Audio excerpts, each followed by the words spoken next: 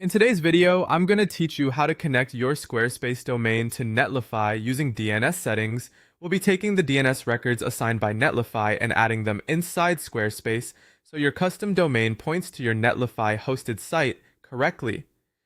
This process is straightforward, but it's important to enter each record carefully because even a small typo can prevent your domain from working as expected. To begin, log into your Netlify account and open the site you want to connect to your domain.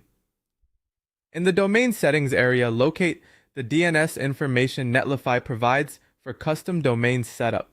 What you're looking for here are the assigned DNS records, especially the CNAME target and the A record IP addresses.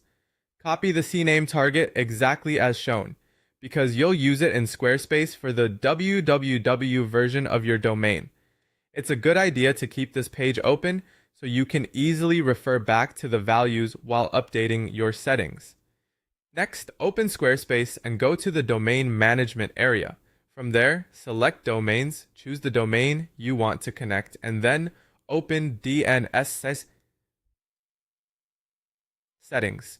This is where you'll manage the records that control where your domain sends visitors. Once you're in the DNS settings, add a new CNAME record. For the host or name field, enter www. Then, in the destination or target field, paste the Netlify site URL or CNAME target you copied earlier. This tells the www version of your domain to route traffic to Netlify. Before saving, double-check that the host is entered correctly and that the target matches Netlify exactly, with no extra spaces or missing characters. After that, update the A records for the root version of your domain, which is the version without www. Replace the current A record values with Netlify's low